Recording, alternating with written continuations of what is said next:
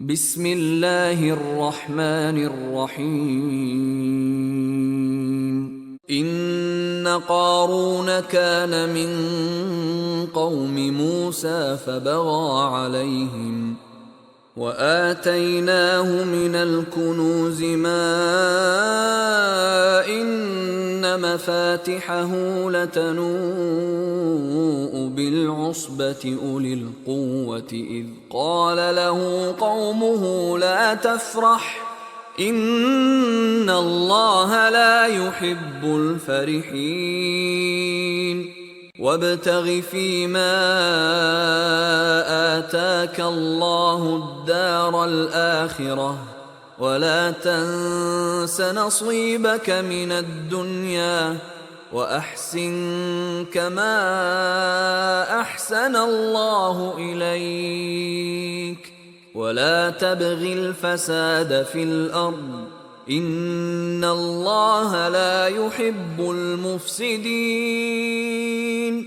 قال إنما أوتيته على علم عندي أولم يعلم أن الله قد أهلك من قبله من القرون من هو أشد منه قوة وأكثر جمعا ولا يسأل عن ذنوبهم المجرمون. فخرج على قومه في زينته قال الذين يريدون الحياة الدنيا يا ليت لنا مثل ما أوتي قارون إنه لذو حظ عظيم.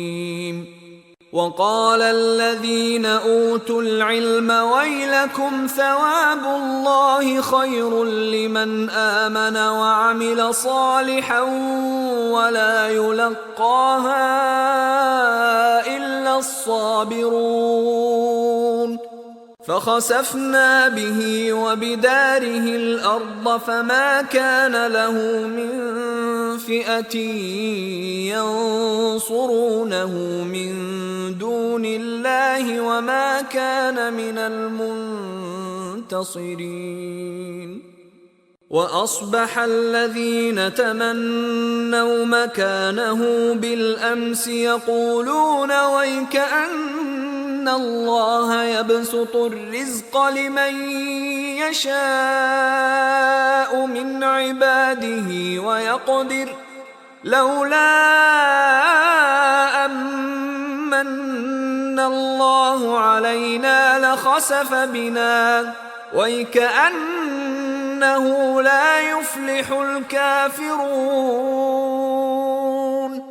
تلك الدار الآخرة نجعلها للذين لا يريدون علوا في الأرض ولا فسادا والعاقبة للمتقين.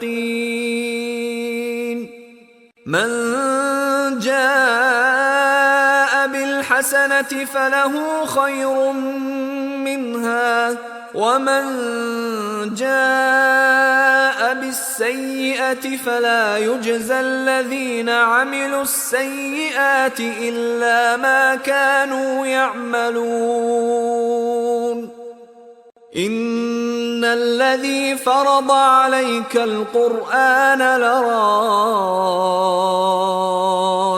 إلى معاد قل ربي أعلم من جاء بالهدى ومن هو في ضلال مبين.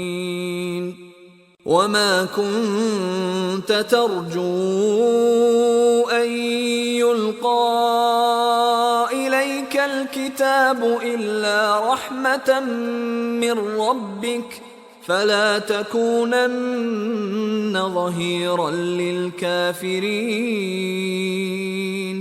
ولا يصدنك عن آيات الله بعد إذ أنزلت إليك وادع إلى ربك ولا تكونن من المشركين ولا تدع مع الله إلها آخر لا إله إلا هو كل شيء هالك إلا وجهه له الحكم وإليه ترجعون.